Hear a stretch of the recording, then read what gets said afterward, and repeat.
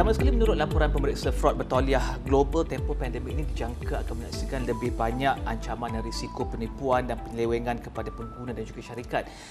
Adakah ini berikan lebih banyak peluang kepada Nextgate untuk tingkatkan kesedaran tentang keselamatan cyber? Okey, betul. Bila ramai pengguna perlu bekerja di rumah kan, so penggunaan internet pun bertambah kan. Menurut Facebook, last year alone Facebook punya usage bertambah sebanyak lebih 20% kan. So bila pengguna digital makin banyak kan, yang cybercrime scammer ni kan, dia punya agenda dia dah different lah. Dia akan daripada dia try to scam secara fizikal, dan dia punya mode dia akan scam secara online kan. So cabaran utama di Nextgate adalah macam mana kita nak createkan kempen kesedaran cybersecurity di kalangan pengguna lah kan. As simple as jangan share password, login password tu kena strong kan. Kebanyakan kita nampak benda tu simple, tapi kebanyakan pengguna-pengguna awam ni, especially those yang teenagers kan, dan the veterans kan, mereka rasakan benda tu adalah something yang benda yang baru kan. So di peringkat awal MCO tu, kami fokus kepada menaikkan kempen kesedaran cybersecurity kepada SME dan juga kepada pengguna-pengguna awam. Mari kita cakap tentang SME, kerana lebih banyak SME juga menggunakan platform digital untuk menjual produk dan juga perkhidmatan mereka ketika tempoh PKP dan juga tempoh PKP seterusnya. Apa cabaran utama kepada mereka untuk memahami isu keselamatan cyber, isu keselamatan data contohnya? Apa cabaran utama mereka? Okey, cabaran utamanya saya nampak ada dua. Satu, untuk make sure yang perkakasan macam endpoint macam laptop, komputer, tablet yang mereka guna itu sentiasa dikemaskini dengan antivirus kan. Dan keduanya ialah bagaimana mereka boleh akses, ada secure access yang selamat kepada data-data mereka yang di cloud ataupun di data center lah kan.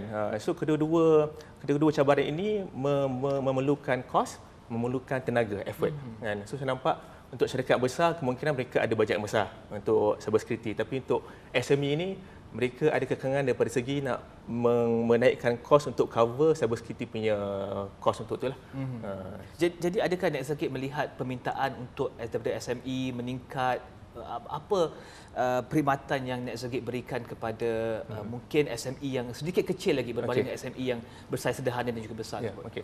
So melihat kepada permintaan untuk SME macam tu. So di permulaan MCO tahun lepas, bulan 3 bulan 4, kami being very entrepreneurial dalam jiwa kan. So kami terus mempackagekan Nextgate punya offering kepada SME ni. Kami provide two free offerings. Satu free offerings melibatkan antivirus kan, endpoint protection. Satu lagi kami berikan free secure VPN access. Dan kami berikan untuk tempoh 3 hingga 6 bulan. So kami punya effort ni ialah mau untuk membantu SME ni untuk mereka menjalankan tugas hakiki kan, tapi dalam keadaan yang selamat kan. Itu yang apa yang kami buatlah. Saya tahu dalam perbualan saya bersama dengan kaki tangan sebentar tadi ada moto ni, iaitu cyber security for all. Terutamanya kepada untuk membantu SME juga. Terangkan cyber security for all ni untuk mendemokrasikan cyber security ni. Okey, visi kami ialah better cyber security for everyone. So bila kita cyber security for everyone ni bukan sekadar untuk syarikat yang besar, bukan sekadar untuk kerajaan, bukan sekadar untuk JLC. So cyber security ni diperlukan untuk semua orang, semua golongan. Even saya punya keluarga pun, anak-anak saya pun perlu ada kesedaran cyber security kan. SME pun perlukan cyber security. Tapi kami nampak offering daripada syarikat-syarikat luar kan, banyak tidak mampu dimiliki oleh SME dan juga pengguna awam ni kan. So visi kami ialah macam mana untuk make sure yang even sekecil-kecil SME pun dan sekecil-kecil pengguna awam pun dapat improvekan cyber security. So di situlah kami menggunakan 2 tahun lepas kami bina platform kami namanya Nexza Security Intel, NSI, yang kami kumpulkan semua kami punya best practices of processes. Kami combinekan dengan protection macam antivirus, dengan VPN kan? Dan kami juga provide dorang tool untuk manage IT assets dan juga visibility on dia punya vulnerability kan? Dan kami buatkan benda ni ialah affordable untuk SMEs dipakai kan? So kami visi kami ialah untuk make sure yang cyber security ni boleh dipakai untuk ke semua jenis golongan. Kenapa moto ataupun visi tersebut? Okay, visi tu sebab kami rasakan cyber security ni memang diperlukan untuk semua. Bukan hanya untuk select few, kan? So saya pun pernah macam anak-anak saya pun pernah ada leakage daripada segi mereka memberikan password kepada orang, login kepada kawan-kawan, kan? So saya nampak benda tu adalah something yang ini bukannya cyber security bukan sekadar kita nak protect information orang syarikat-syarikat besar, kan? So kita sendiri pun keluarga kita pun ada informasi yang kita tak boleh leak kepada orang luar. Tapi tak ada sesiapa syarikat-syarikat lain yang mahu memprovide solusi yang boleh meningkatkan cyber security kita ni, kesedaran kita dan juga protection kita ni. Kempen tu ada secara meluas ke bagaimana NetSegate lakukan proses kesedaran tersebut kepada individu, kepada SME, sebab saya tahu ada perkhidmatan yang diberikan kepada mereka, tetapi kepada kempen kesedaran tersebut adakah ini diwar-warkan dengan meluas ke bagaimana? Okey, di awal tempoh pandemik Mac tahun lepas, kan, alhamdulillah kami ada berkolaborasi dengan MDEC, kan, dalam membuat kempen kesedaran cyber security ini on weekly basis, kan. So target MDEC ini ialah untuk syarikat-syarikat SME, kan, dan juga untuk pengguna-pengguna awam lah, kan. So menggunakan MDEC punya circle of network ni, marketing yang mereka lakukan ni memang meluas. So setiap kali kami buat talimat kesedaran tu, memang beratus-ratus SME, beratus-ratus pengguna yang akan join lah. So kami leverage on circle of network dalam MDEC tu sendiri. Sebab NetSegate pun kami tahu kami tak mampu untuk cater to all the market, kan. So kami perlukan bantuan. So MDEC merupakan partner kami.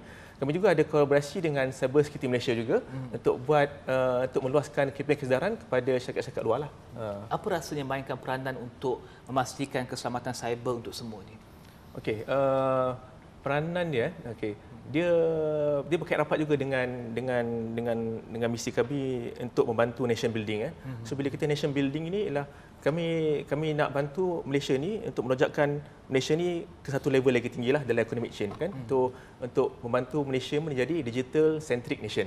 So bila kata digital centric nation ni adalah kita nak digital ni sebab data, kan, macam mana kita digitalkan data tu untuk semua orang boleh akses. Itu dah simple dia punya explanation. Tapi bila you buat data ni accessible to semua orang, semua public, beratus-ratus juta orang boleh ada akses, the main concern is cyber security. Macam mana nak make sure yang data ni tak leak kepada orang-orang yang tak sepatutnya.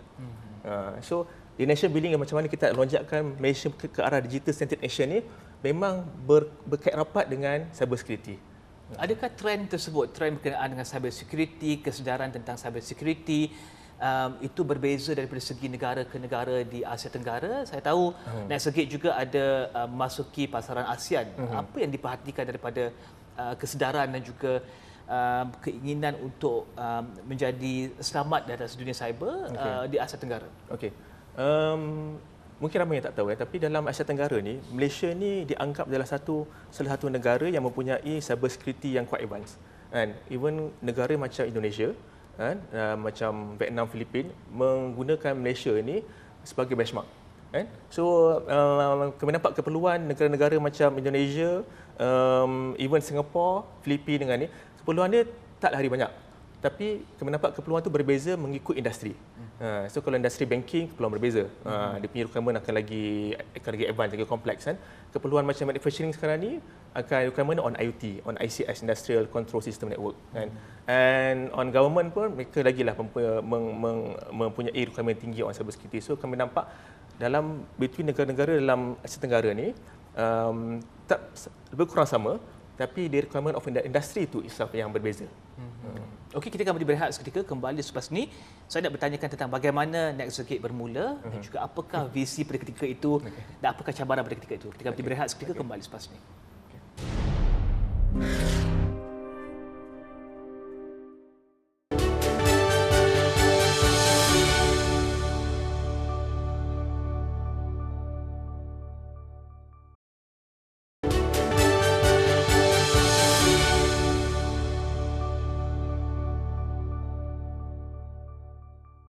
Dan mungkin boleh ceritakan tentang bagaimanakah NetSegate bermula dan apakah visi pada ketika itu dan juga bagaimana ia berubah selepas 10 tahun ya. 10 tahun. 10 tahun ia tahun ni tahun ditubuhkan. ke-11. Tahun ke-11.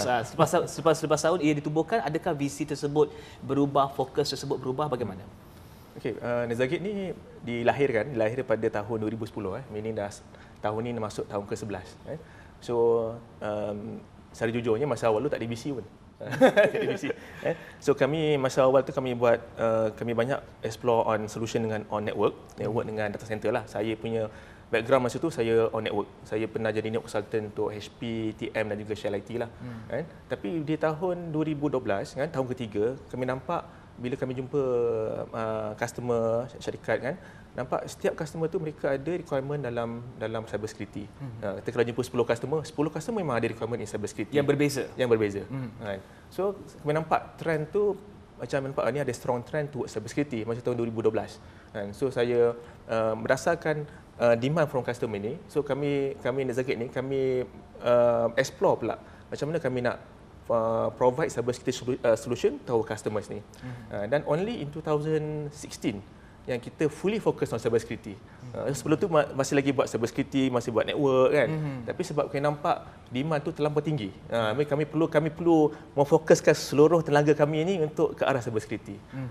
Bercakap tentang tenaga, tentunya ada tenaga kerja yang diperlukan, kepakaran yang diperlukan. Adakah wujud cabaran di luar sana untuk mendapatkan kepakaran yang diperlukan untuk menyokong syarikat seperti Nezagate? Okey, betul.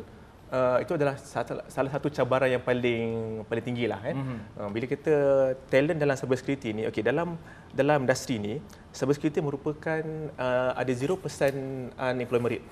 So meaning demand amat tinggi, supply kurang. Dan bila ada supply ni pun kami harus berebut dengan syarikat-syarikat besar kan. So kami competing dengan syarikat macam Big Four, KPMG, dengan EY, even dengan HP, IBM kan. So cabaran dia adalah bagaimana untuk kita attract talent dan untuk kita retain talent. Itu macam cabaran utama Nezagate lah. Bagaimana pula sokongan yang diberikan MTDC dari segi bentuk apa dan juga bagaimana syarikat kemudiannya berkembang dengan sokongan tersebut? Okey, MTDC memberikan banyak bantuan daripada segi pelaburan dengan kewangan kan. So dengan pelaburan dengan kewangan ni yang bagaimana Nezagate dapat membina kami punya NSI lah, Neza Security Intel. So pada awal semasa MTDC mula membantu kami masa tahun 2019, platform tu ada. Tapi platform tu harus dikemaskinikan dengan feature-features yang lagi banyak lah kan. Sebab masa tu kami punya customer tak ada customer pun, zero. Tapi kami ada platform dan kami ada a good idea lah on how to ni. So selepas fast forward sekarang, kami dah ada customer more than 30 company menggunakan platform tu dan juga dengan bantuan MTDC juga kami di-expose dengan ekosistem industri 4.0 kan. So being one of the major pillar cyber security dalam this industry 4.0 ni, so MTDC telah membantu Nezagate meletakkan Nezagate ni sebagai salah satu player utama cyber security lah di dalam Malaysia ni. Adakah sokongan tersebut bagus, baik dan bagaimanakah mungkin Nezagate boleh recommend sokongan tersebut pada orang di luar sana untuk mencari sokongan yang diperlukan untuk bangunkan sesebuah syarikat terutama untuk menyokong IR ataupun industri 4.0? Betul, okey. Memang bagus lah, memang bagus kan. So dia punya timing pun memang just happen to be just before MCO, just before pandemic kan. So saya boleh katakan kalau without sokongan daripada MTDC ini amat sukar lah untuk kita continue untuk bina this our platform ni NS ni kan. So kami always believe yang syarikat kecil macam kami ni yang mempunyai idea, mempunyai platform, mempunyai tech, memerlukan bantuan-bantuan daripada kewangan dan juga advisory daripada macam MTDC macam ni. So saya memang dah sarankan kan kepada few industry partners lah dengan players lah on MTDC sebab saya rasa kan ini amat bantuan ini dapat menonjakkan kita ni menjadi salah satu syarikat yang bukan sekadar a player dalam Malaysia tapi juga a player di luar Malaysia dalam rantau Asia ni. Bercakap tentang rantau Asia dan juga Asia Tenggara ni, ada lebih banyak plan lagi ataupun lebih banyak perancangan lagi untuk keluar dan juga mendapatkan pelanggan di rantau Asia Tenggara ni? Okey. Menarik tanya satu sebab kami baru je 2 tahun lepas kami baru je explore market di Asia Tenggara kan. Tapi during the exploration tu kami hanya mampu dapat satu customer lah. 2019 tu satu customer di Indonesia, di Laos. Tapi last year during pandemic, during MCO ni kami dapat expand to 4 lagi negara, Singapore, Indonesia, Filipina dan satu lagi daripada Laos, ada satu lagi saya tak ingat. Kan? So semua inisiatif yang kami buat ni fully virtual. Macam company customer kami di Singapura, memang kami tak berjumpa langsung fizikal semua tu. Negotiation semua tu, presentation, pitching semua tu via virtual, and solution yang kami provide pun fully virtual. Kan? So kami merasakan macam sekarang ni with the borderless